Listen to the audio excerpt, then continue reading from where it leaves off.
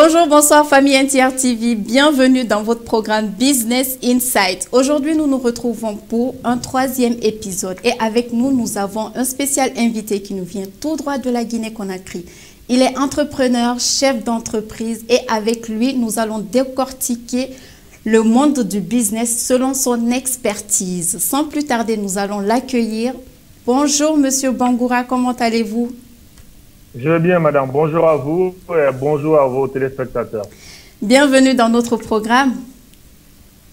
C'est un plaisir pour moi. Je vous remercie pour l'invitation. J'espère que vous allez bien. Nous allons passer un très bon moment en parlant du monde du business. Ce sera avec plaisir. D'accord. Comme je l'ai dit tout à l'heure, il est entrepreneur, chef d'entreprise. Il est dans la publicité, dans la sécurité, la construction. Il a un barbershop et aussi un lavage auto. Toutes ces cordes à votre arc, Monsieur Bangoura. Pouvez-vous nous dire un peu plus de détails sur ce que vous faites? Merci encore une fois pour l'invitation. C'est un plaisir pour moi. Plaisir partagé. Et comme vous l'avez dit, merci. Comme vous l'aviez dit, je m'appelle Aboubacar Bangoura de la Guinée-Conakry. Et effectivement, pour les activités que je mène ici, je suis gérant d'un petit groupe que je dirais que j'ai créé en Guinée qui s'appelle ASB Group. ASB Group, c'est une structure dans laquelle se regroupent quelques filiales que j'ai nommées ASB Publicité, qui s'appelle ASB Pub, ASB Construction, ASB Sécurité.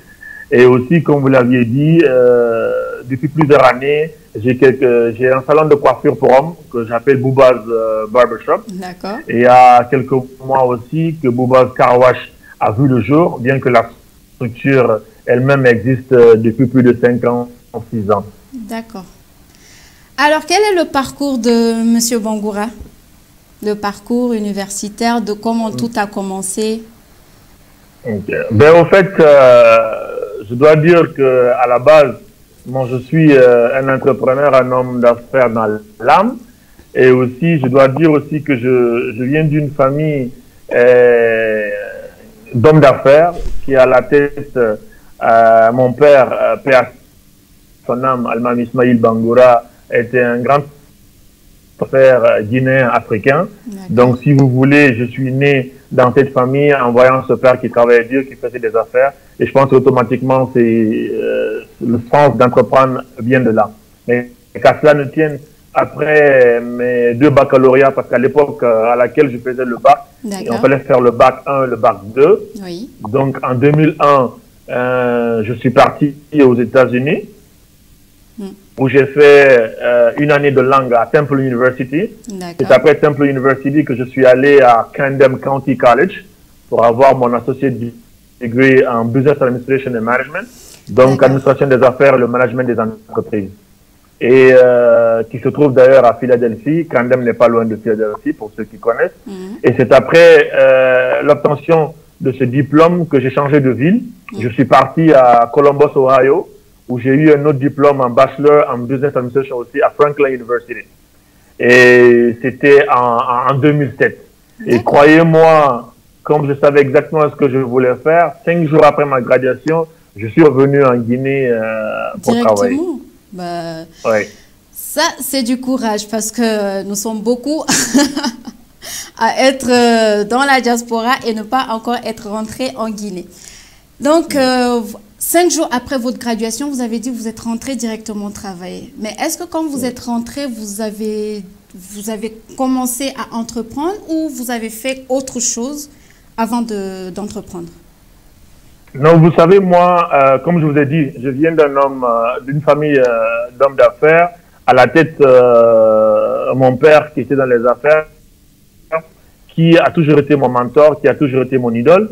Donc, si vous voulez, l'idée première d'abord de rentrer, c'était parce que pour moi, il fallait que je vienne apprendre de ce monsieur qui a toujours travaillé dans ce domaine.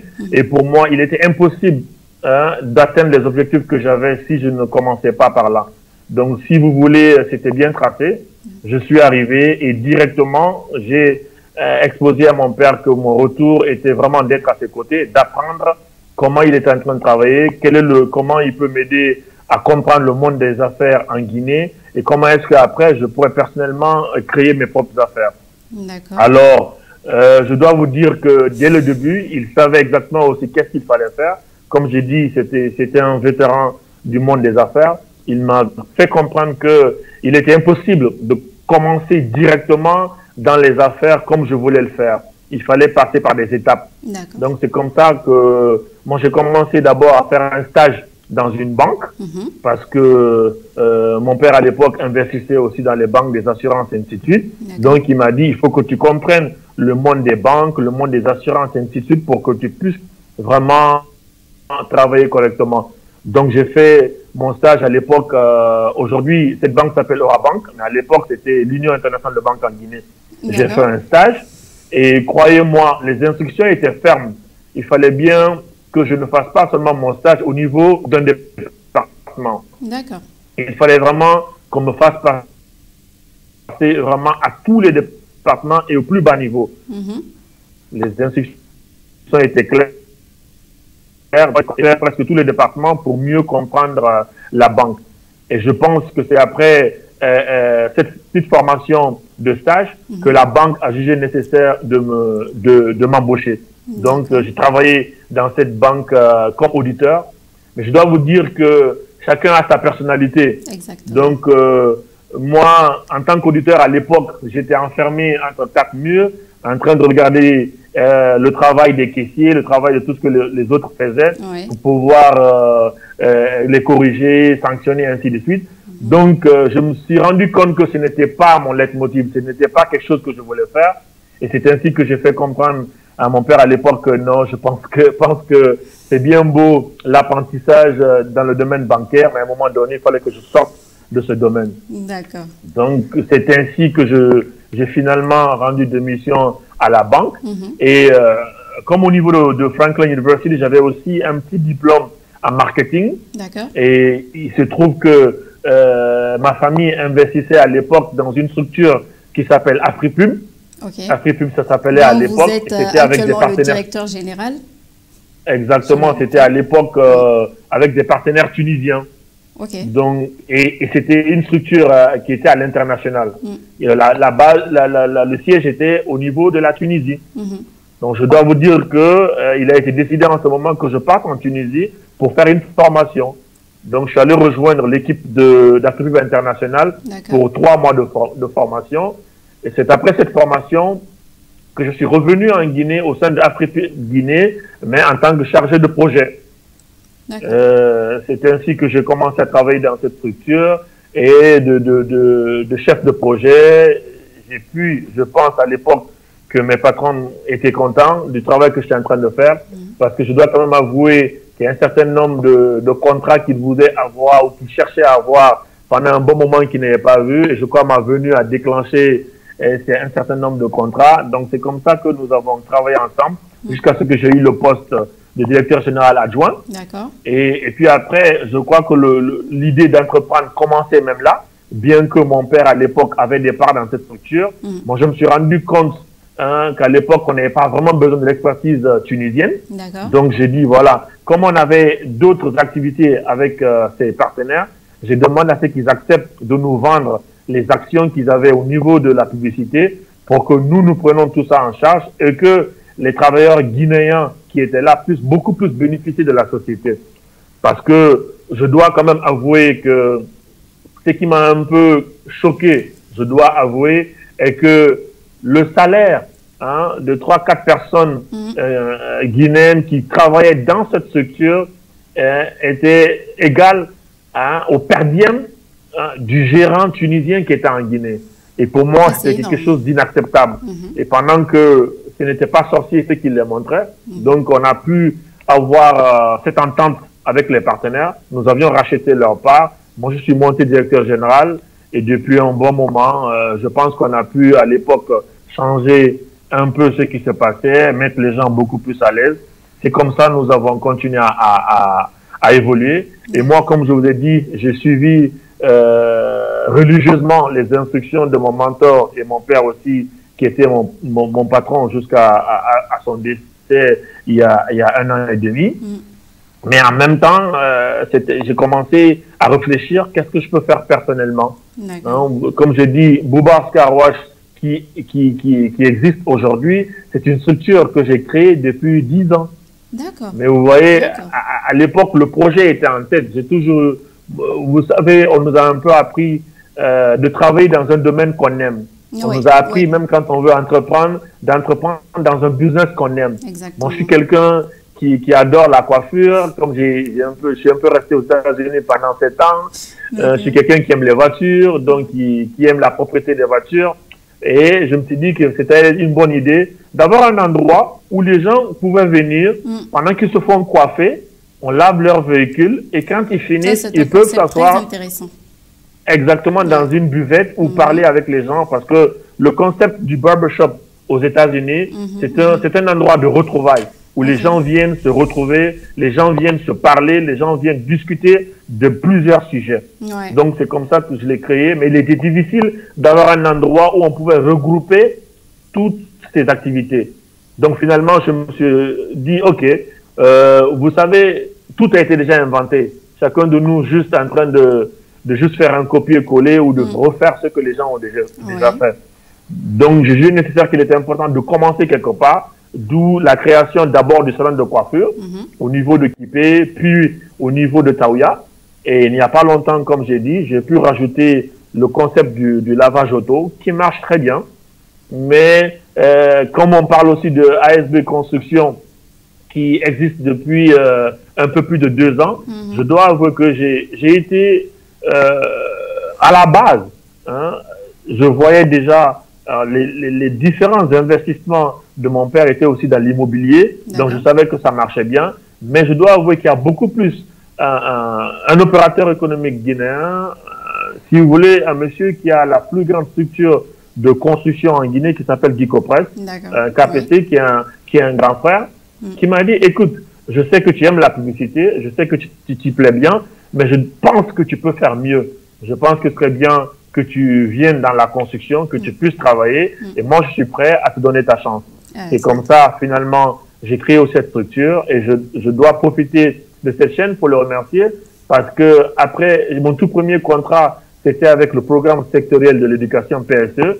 Et après, le second contrat, c'était à travers lui pour la finition d'un chantier que nous sommes même en train de faire. Donc, mes remerciements vont envers lui.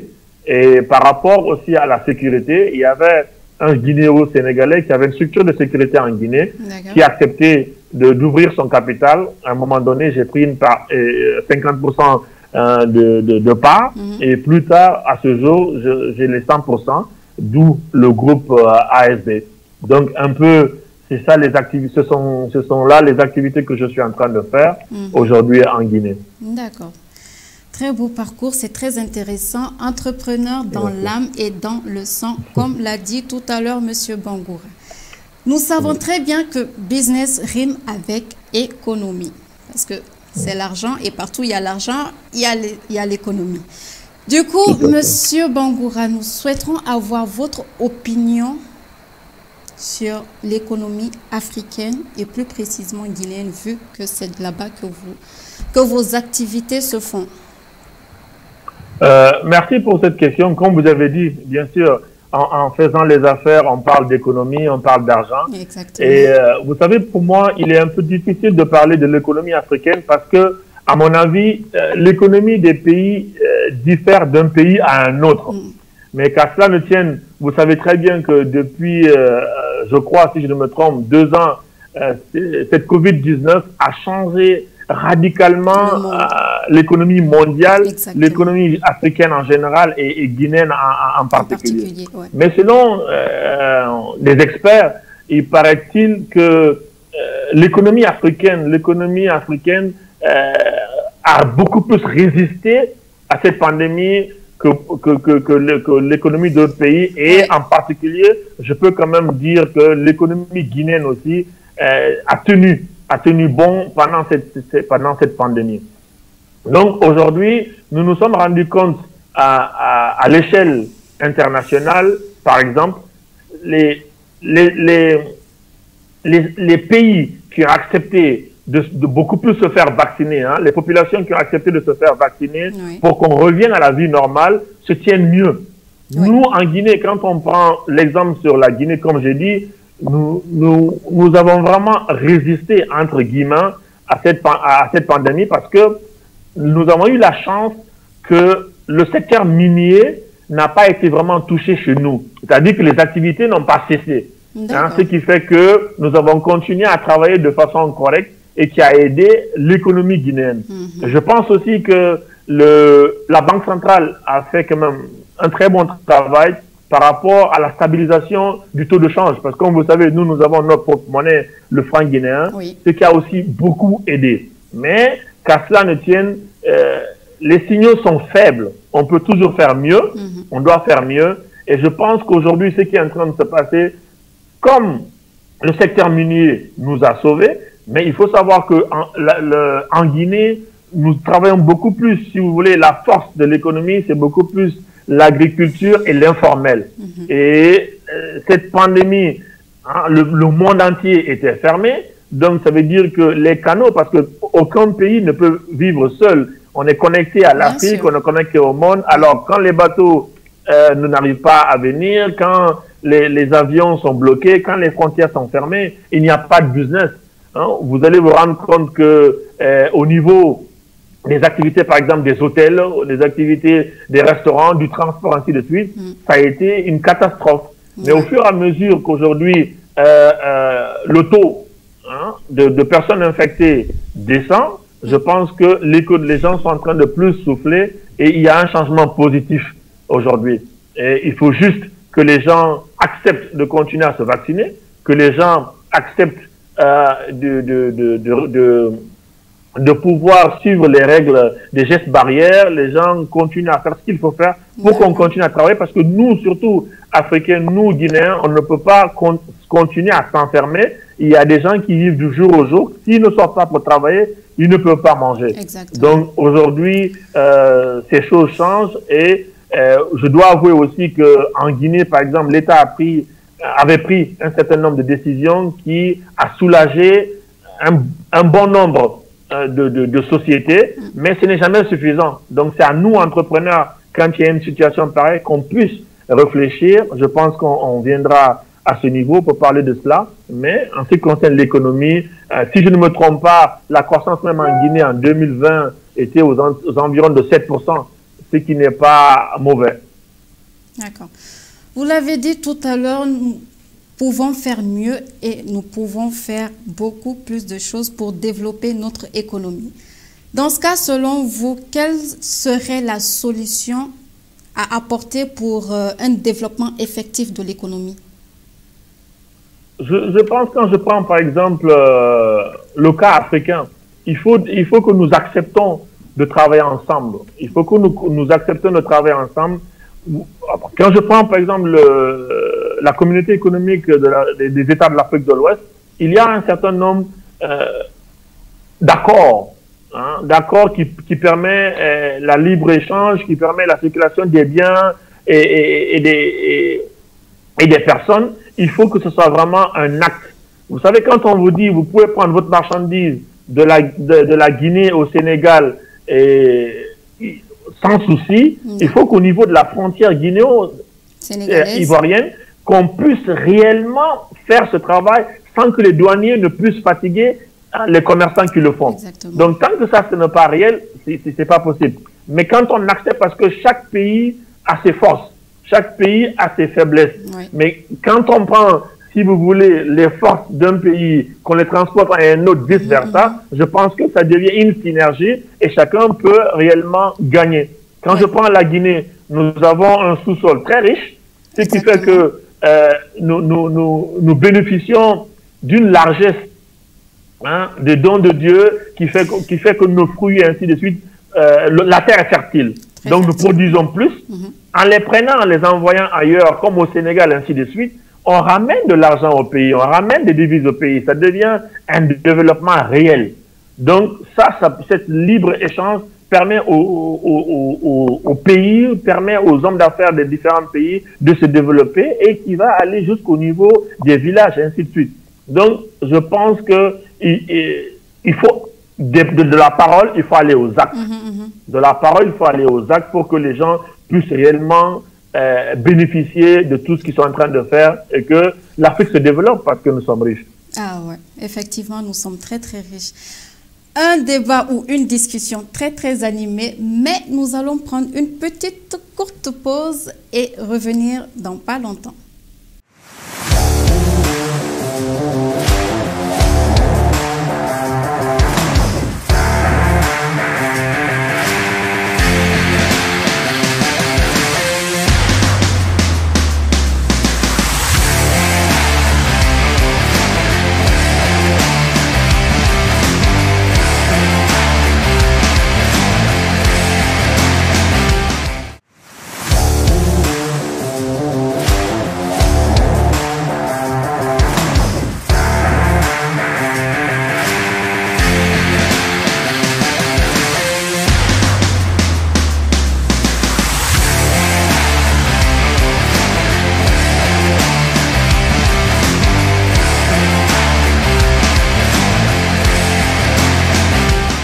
Monsieur Bangoura, je reviens à vous. Oui. Merci, madame.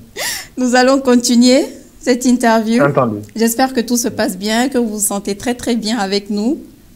Très bien, merci pour l'opportunité. D'accord. Tout à l'heure, avant d'aller en pause, nous étions en train de parler du climat économique africain et plus précisément guinéen. Donc, monsieur Bangoura, j'ai une question qui me taraude. Quelle est la clé de réussite d'un chef d'entreprise dans un tel climat économique?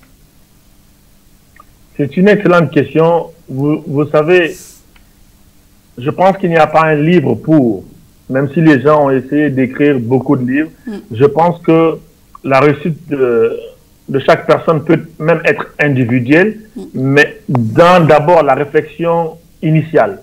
Mais le travail, dans les faits, c'est pour moi, il faut un travail de groupe. Donc, la réussite, d'abord, il faut que l'entrepreneur sache qu'est-ce qu'il veut faire. L'entrepreneur doit pouvoir savoir qu'est-ce qu'il veut faire. Et pour le savoir, il faut regarder ton environnement. L'environnement dans lequel tu vis, tu dois pouvoir regarder et savoir qu'est-ce qui manque à cet environnement.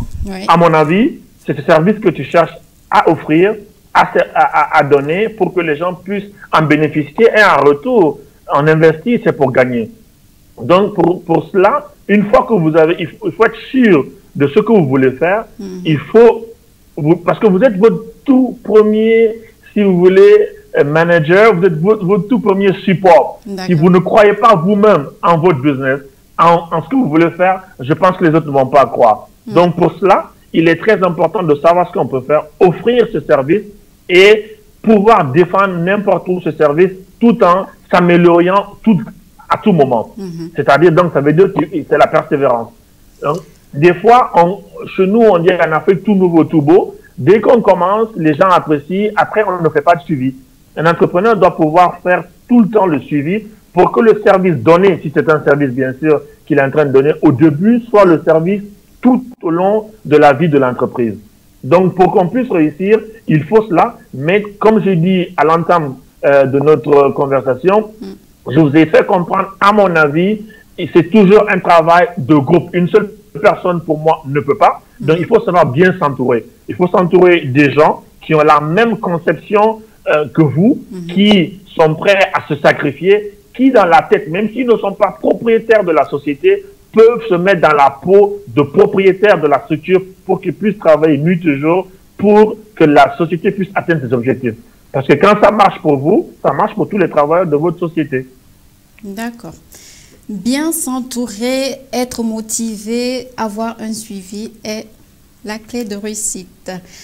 Donc, Monsieur Bangoura, actuellement, l'entrepreneuriat est, disons, le métier en vogue. Moi, la première, je souhaiterais entreprendre.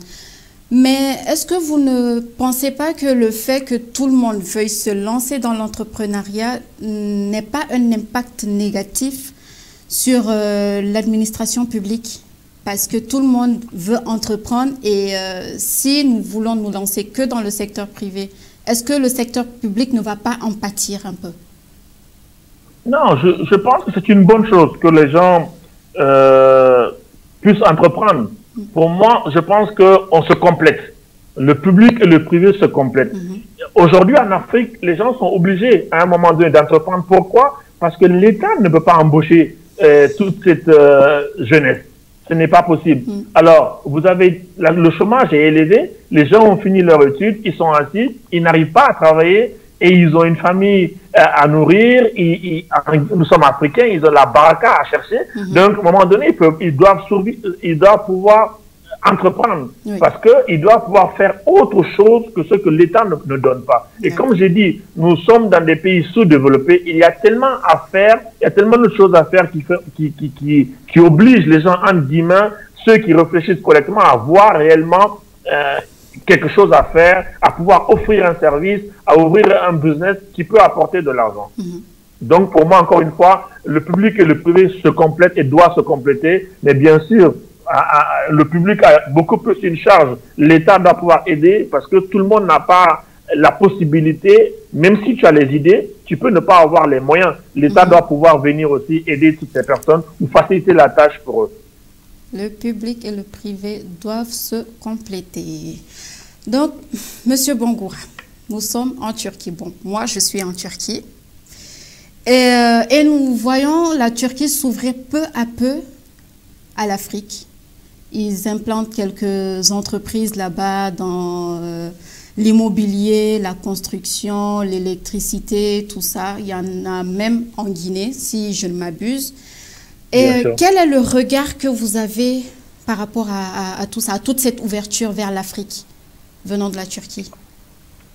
Honnêtement, moi, je pense que c'est une très bonne chose pour les pays africains, dont la Guinée. D'accord. Vous savez, quand on a plus de choix, je pense que ça nous donne la possibilité de faire beaucoup plus de choses. Quand on a plus de choix pour des pays comme le nôtre, ça nous donne la possibilité de beaucoup plus nous vendre ou vendre ce que nous avons pour des intérêts beaucoup plus élevés qu'on aurait dû vendre si c'était seulement un seul client ou un seul pays qui est intéressé. Vous savez, nous avons été colonisés par la France. La France, oui. Vous savez que, étant un pays francophone, pour nous, la première référence, c'est la France. Après, nous avons commencé à travailler avec la Chine qui s'est vraiment développée et si vous voulez, qui fait même la concurrence aux États-Unis, et ainsi de suite. Donc, avoir un pays comme la Turquie qui s'ouvre à l'Afrique, je pense que sur le plan même culturel, on est beaucoup plus proche de la Turquie que ces autres pays.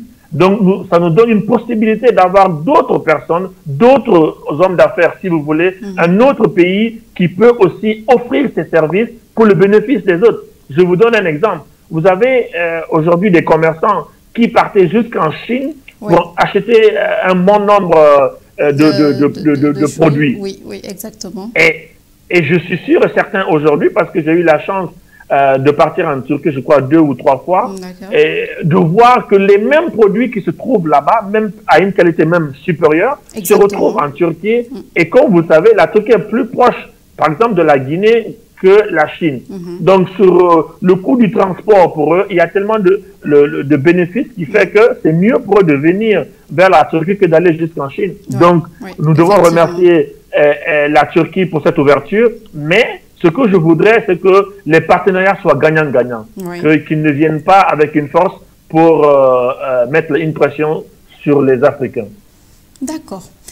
Dans ce cas, pour un partenariat gagnant-gagnant, comme vous l'avez dit, supposons que vous avez un bailleur de fonds ou un investisseur turc qui souhaiterait venir investir en Guinée. Quel serait le conseil que vous lui donnerez? Dans quel secteur l'orienteriez-vous et pourquoi ce secteur précisément?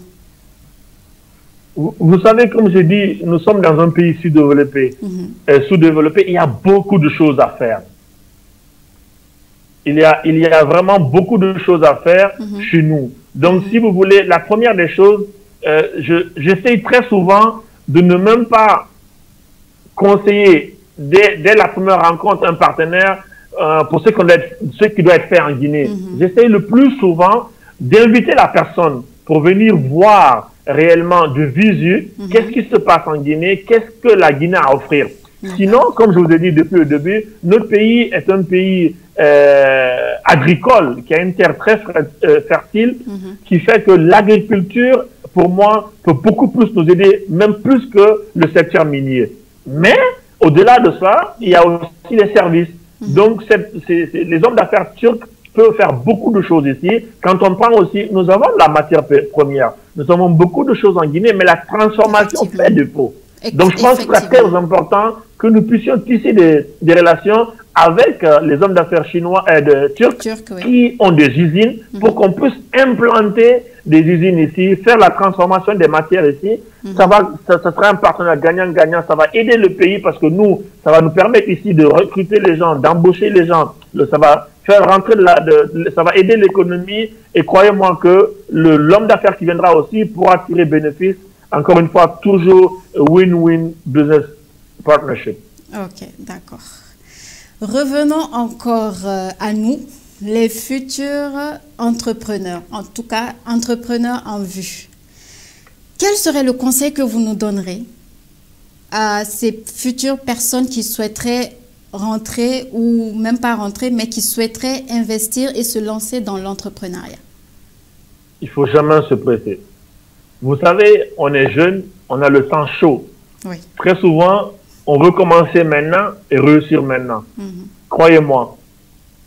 Je pense que même à la loto, qu'on peut gagner rapidement, il faut que quelqu'un se mette déjà à payer ou à jouer tous les jours pour qu'il puisse gagner à la loto. Donc, ça veut dire qu'il y a un processus.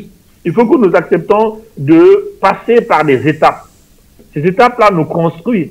Vous savez, très souvent, il y a une citation que beaucoup d'hommes d'affaires, dont mon frère et partenaire Jean-Luc Conan aime répéter, et je crois que c'est de Nelson Mandela, où les gens ne voient que la réussite. Les gens ne voient pas le nombre de fois que la personne est tombée avant de se relever. Donc, il faut savoir que ces étapes-là sont importantes. Il faut savoir que avant que vous voyez une personne réussir, c'est parce que sûrement elle est passée par des étapes, elle a échoué plusieurs fois, elle a perdu de l'argent plusieurs fois. Donc, quand on veut entreprendre, encore une fois, il faut être patient, mais il faut être persévérant. Et il faut savoir, il faut être convaincu de ce que vous voulez faire, du service que vous voulez offrir, du business que vous voulez faire, et que vous sachiez que ça ne peut pas marcher d'un jour au lendemain. Il y aura des étapes, mais entourez-vous, encore une fois, des personnes qui ont la même vision que vous. Sachez que la concurrence aussi existe. Essayez de connaître le monde dans lequel vous allez évoluer, parce que des gens, je pense d'ailleurs que les nouveaux entrepreneurs ont de la chance. Quand vous venez sur un terrain où les gens ont déjà investi, vous avez la chance de voir qu'est-ce qu'ils ont déjà fait. Donc, qu'est-ce qu'ils sont en train de faire de bon ou de mauvais. Et à partir de là, vous laissez tout ce qu'ils ont fait de mauvais, vous améliorez ce qu'ils ne sont pas en train de faire correctement, et croyez-moi que ça va se faire de façon naturelle et vous allez réussir. Mais ça prend du temps. Il y a des business que vous voyez aujourd'hui qui marchent. Ça fait 10 ans que ces personnes-là sont en train de construire ce business, qui sont en train de travailler là-dessus. Mais aujourd'hui, ça donne. Ça ne veut pas dire qu'ils l'ont commencé hier. Donc, je demande à chacun de ne pas s'asseoir et attendre que l'État puisse faire tout ce qu'il y a à faire. Que nous-mêmes, nous nous levons, que nous disions qu'il faut qu'on fasse quelque chose, il faut qu'on participe à l'économie de nos pays, il faut qu'on participe à beaucoup de choses et il faut que nous réussissions. Vous savez, il y a un partenaire qui disait un jour que le temps que ça prend pour rêver petit, c'est le même temps que ça prend pour rêver grand. Alors pourquoi ne pas rêver grand? Il faut rêver grand, il faut se dire qu'on sera un grand homme d'affaires demain, on sera un grand investisseur demain et qu'on va réussir. Et ne donner aucune chance aux pessimistes ou les gens qui viennent vous dire que vous ne pouvez pas. Dites-vous que ce sont eux qui ne peuvent pas, vous allez réussir. Du temps et de la persévérance, tels sont les conseils de M. Bangoura pour les futurs entrepreneurs. Monsieur Bangoura, vous nous aviez dit dès le tout début que 5 jours après votre graduation, vous êtes directement rentré en Guinée pour travailler. Donc, à cela, je souhaiterais que vous donniez un mot, ou si vous avez un mot à dire à toute cette diaspora. Vous savez, chacun a sa méthode, chacun a sa vision. Mais je pense que nos pays africains, nos pays comme la Guinée, nos pays ont besoin des fils et des filles.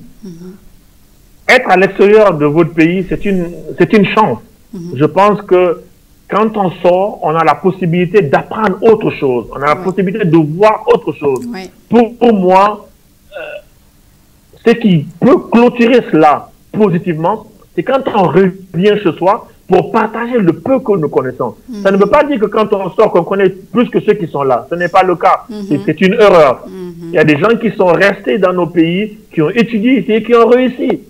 Mais je dois aussi avouer, quand on sort, c'est une ouverture d'esprit. On voit autre chose qu'on n'a pas l'habitude de voir. Donc, il faut venir partager avec le pays. Il faut venir partager avec ses frères et sœurs ce qu'on a appris. Et encore une fois, on ne peut pas tous travailler dans l'administration de nos pays, mais on peut venir créer de l'emploi pour faire travailler nos frères et sœurs qui sont là, pour gagner de l'argent, pour montrer qu'il est possible d'être chez soi et travailler, mais qu'on peut partager le peu d'expérience qu'on a eu chez les autres, on revient chez soi. Parce que l'Afrique a besoin de ses fils et de ses filles pour l'aider à se développer. Et c'est ensemble qu'on peut le faire.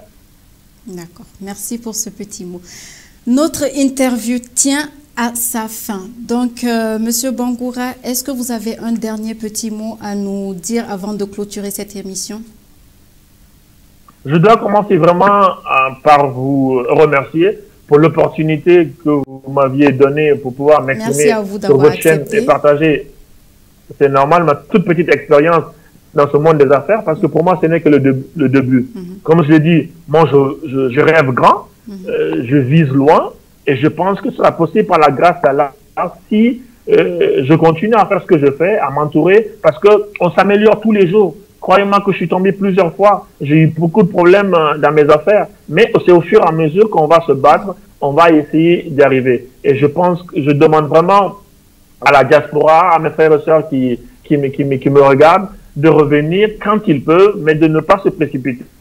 Et revenir aussi au pays, on ne revient pas brusquement. Mon conseil pour la diaspora, avant de revenir définitivement au pays, je pense que c'est important de venir pendant les congés, de venir pendant les vacances, pour venir voir exactement de visu ce qui se passe. Ça vous donnera plus d'idées et après, vous pourrez décider de rentrer parce que vous aurez déjà même déniché exactement soit un poste ou un service que vous voulez offrir et en ce moment, ce sera beaucoup plus facile.